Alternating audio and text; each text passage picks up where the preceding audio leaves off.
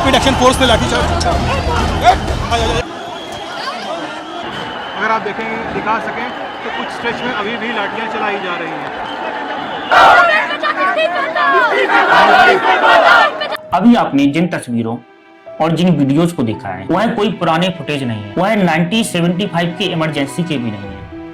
यह तस्वीरें और यह वीडियो अभी 20 जुलाई की है, जब छात्र जंतर मंतर से संसद की ओर पेपर लीक के विरोध में मार्च कर रहे थे। गौर करने वाली बात यह है कि उसी दिन देश की सबसे बड़ी पंचायत यानी कि संसद का मानसून सत्र आरंभ हो रहा था और उसी समय संसद की दीवारों के बाहर पुलिस देश के छात्रों पर लाठियां बरसा रही थी। ये कोई अकेली तस्वीर नहीं है, ये एक लंबी श्रृंखला की कड़ी मात्र। अगर आप पीछे मुड़कर देखें पूरे 12 साल पीछे तो आपको एक पैटर्न नजर आएगा।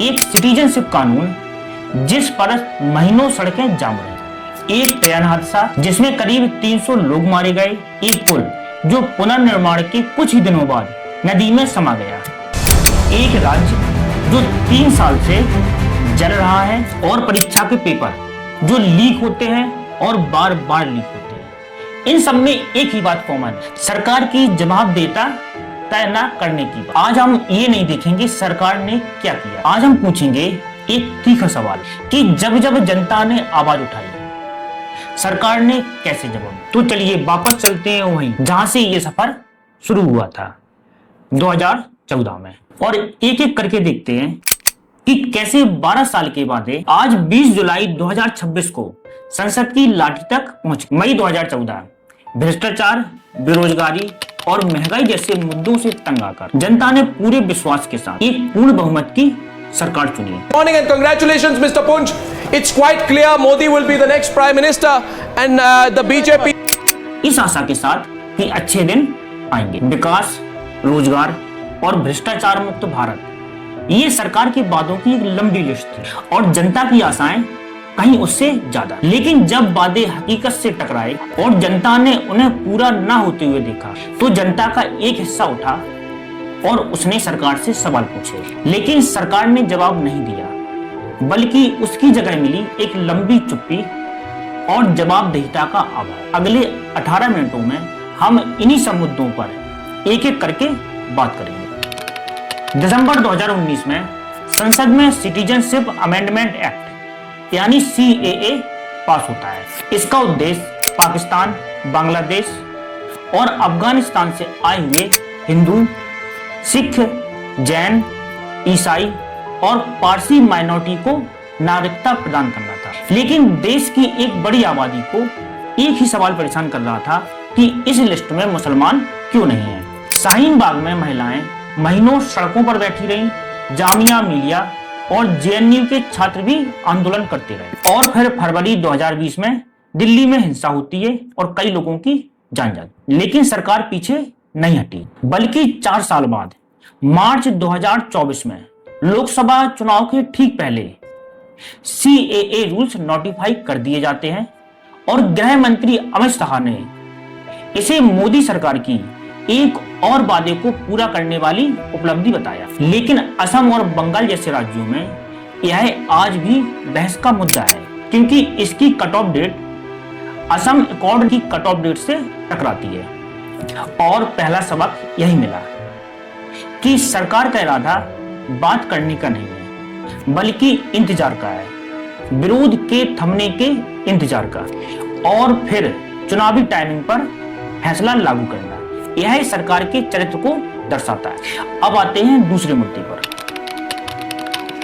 2020 के अंत में सरकार 3 कानून लाती है और कहती है कि यह किसानों को मंडी से आजादी दिलाएंगे। लेकिन इन कानूनों पर ना तो किसी किसान संगठन से कोई बातचीत की गई और ना ही किसी भी तरह का विचार विमर्श हुआ और परिणाम स्वरूप पंजाब और हरियाणा के किसान दिल्ली सीमा पर डेरा डाल लेते। सिंघू, टिकरी, गाजीपुर बॉर्डर ये 1 साल तक हेडलाइन में बने रहते हैं।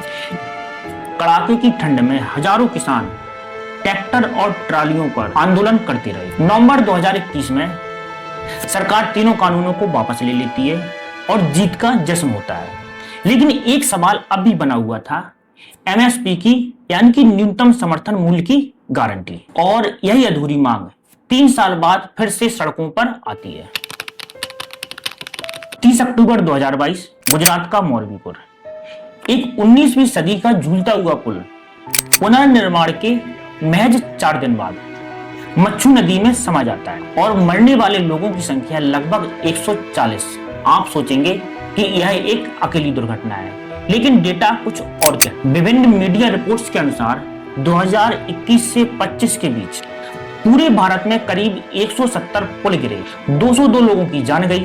बिहार, उत्तराखंड, हिमाचल प्रदेश और गुजरात इस लिस्ट में सबसे ऊपर है। सिर्फ बिहार में 2024 में जून जुलाई के 16 दिनों में 10 पुल गिरे।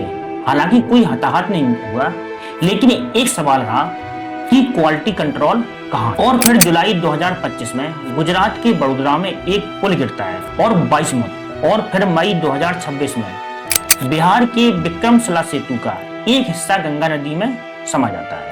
सरकारी आंकड़े और मीडिया रिपोर्ट्स के बीच का फासला भी चौंकाने वाला है। मंत्रालय सिर्फ 42 कोलैप्स मानता है और मीडिया रिपोर्ट्स के अनुसार 170 से ज्यादा पुल गिरे। यानी कि संकट सिर्फ इंजीनियरिंग का नहीं है, पारदर्शिता का भी। 3 मई 2023 मणिपुर में कुकी और मैतेई समुदाय के बीच हिंसा भड़कती है। एक ट्राइबल सॉलिडेरिटी मार्च यानी कि आदिवासी एकजुटता मार्च के बाद हालात बेकाबू हो जाते हैं। अगले 2 सालों में आधिकारिक रिपोर्टों और मानवाधिकार संगठनों के अनुसार 250 से ज्यादा मौतें हुई और 60,000 से ज्यादा लोग बेघर हुए। नेशनल हाईवे बंद, सप्लाई चेनें टूटी हुई। फरवरी 2025 में मुख्यमंत्री N Biren Singh floor test से ठीक पहले इस्तीफा दे देते हैं और मणिपुर में राष्ट्रपति शासन लागू होता है। 1 साल तक राष्ट्रपति शासन रहता है और फरवरी 2026 में जाकर मुख्यमंत्री यमन्ना खेमचंद सिंह शपथ लेते हैं। लेकिन इंफाल टाइम्स जैसे लोकल अखबार खुद लिखते हैं कि राष्ट्रपति शासन ने भरोसा नहीं लौटाया। विस्थापित परिवार आज भी घर नहीं लौटे और विभिन्न समुदायों के बीच अविश्वास अभी भी बना हुआ है। यानी कि एक राज्य 3 साल और कोई भी स्थायी हल नहीं। 2 जून 2023 उड़ीसा का बालासोर, कोरोमंडल एक्सप्रेस, एक मालगाड़ी और एक पैसेंजर ट्रेन, तीनों आपस में टकराते हैं सिग्नलिंग में गड़बड़ी की वजह से। मरने वाले लोगों की संख्या करीब 296 और 1200 से ज्यादा लोग घायल हुए। यह भारतीय रेलवे इतिहास के सबसे बड़े ट्रेन हादसों में से एक था। लेकिन ये कोई इकलौता वाकया नहीं था। जून 2024 में पश्चिम बंगाल के रंगापानी के पास कंचनजंगा एक्सप्रेस की टक्कर होती है और करीब 11 लोगों की मौत हुई। नवंबर 2025 में छत्तीसगढ़ के बिलासपुर के पास एक और ट्रेन हादसा हुआ, उसमें भी लगभग 11 लोगों की मौत हुई। हर हादसे के बाद वही भाषण दिया गया कि जांच हो रही है, लेकिन सरकार की जिम्मेदारी इनमें से कहीं भी नहीं। अगर हम पीछे मुड़कर देखें तो 1956 में अरियालो ट्रेन हादसे की नैतिक जिम्मेदारी लेते हुए तत्कालीन रेल मंत्री श्री लाल बहादुर शास्त्री ने अपने पद से इस्तीफा दे दिया था। लेकिन इस सरकार में ऐसी किसी भी नैतिक जिम्मेदारी लेने का कोई भी साहस नजर नहीं आता। अब बात करते हैं उस सेक्टर की जिसने देश की युवा पीढ़ी को सबसे ज्यादा निराश किया, एजुकेशन। 2021 और 2024 में नीट यूजी का पेपर लीक हुआ और सरकार की तरफ से सीबीआई जांच के आदेश दिए गए। कुछ लोगों की गिरफ्तारियां भी हुई, लेकिन मूल सवाल अनसुलझा ही बना रहा। 2026 में पेपर लीक के मामले में इतिहास खुद को फिर दोहराता है। 3 मई 2026 को हुई नीट परीक्षा फिर से लीक हो जाती है। लगभग 22.7 लाख उम्मीदवारों का भविष्य प्रभावित हुआ। 12 मई को परीक्षा रद्द कर दी जाती है। वजह थी एक गैस पेपर और रियल पेपर में हैरान कर देने वाली समानता। शिक्षा मंत्री धर्मेंद्र प्रधान ने खुद इस बात को स्वीकार किया है कि कमांड चेन में चूक हुई है। ठीक इसी समय सीबीएसई का वन स्क्रीन मार्किंग सिस्टम लागू होता है। यह एक डिजिटल मूल्यांकन की प्रक्रिया है जिसमें छात्रों की कॉपियों को स्कैन करके डिजिटल प्लेटफॉर्म पर अपलोड किया जाता है। इसमें भी कई खामियां आई, जैसे जो कॉपी स्कैन की गई वह काफी ब्लर थी, कुछ तकनीकी खामियां रहीं और जो नंबर दिए गए उनमें भी बहुत ज्यादा खामियां पाई गई और गलत मार्किंग भी की गई। परिणाम स्वरूप लाखों बच्चों के नंबर प्रभावित हुए जो उनके भविष्य को निर्धारित करते हैं। अब आते हैं सरकार के थिंक टैंक यानी कि नीति आयोग की एक हैरान कर देने वाली रिपोर्ट पर। रिपोर्ट का नाम है school education in India. Report में उल्लेख है कि देश के 1.25 लाख से ज्यादा स्कूलों में बिजली की कोई व्यवस्था नहीं है। लगभग 99,000 स्कूलों में लड़कियों के लिए वर्किंग टॉयलेट नहीं है और 1 लाख से ज्यादा स्कूल सिर्फ एक टीचर के भरोसे चल रहे हैं। उनमें से ज्यादातर बिहार, झारखंड और मध्य प्रदेश में है। साल 2005 में देश के लगभग 71% बच्चे सरकारी स्कूलों में पढ़ते थे। यह आंकड़ा 2024-25 में घटकर 49.25% हो गया है। पिछले 10 सालों में लगभग 94,000 सरकारी स्कूल बंद हुए, अर्थात प्रतिदिन औसतन 25 सरकारी स्कूल बंद हो रहे हैं। जुलाई 2026 की एक और खबर जिसने उतनी सुर्खियां नहीं बटोरी जितनी उसे बटोरनी चाहिए। भारत के स्पेस डिपार्टमेंट ने एक इंटरनल मेमो जारी की। अब इसरो के वैज्ञानिकों और टेक्निकल स्टाफ के इस्तीफे को मंजूर करना उतना आसान नहीं होगा। क्यों? क्योंकि पिछले कुछ महीनों में इसरो के लगभग 100 वैज्ञानिक इस संस्था को छोड़ चुके हैं। UR राव सैटेलाइट सेंटर और विक्रम साराभाई स्पेस सेंटर जो देश के सबसे अहम स्पेस मिशन को डिजाइन करते हैं, सबसे ज्यादा वैज्ञानिकों ने इन्हीं संस्थानों को छोड़ा है। गगनयान प्रोग्राम से जुड़े लोग भी इस्तीफा दे रहे हैं। ये कोई हड़ताल नहीं, कोई प्रेस कॉन्फ्रेंस भी नहीं, बस लोग धीरे धीरे चुप्पी से अपना इस्तीफा दे रहे हैं। यहां एक जरूरी कंट्रास्ट समझिए।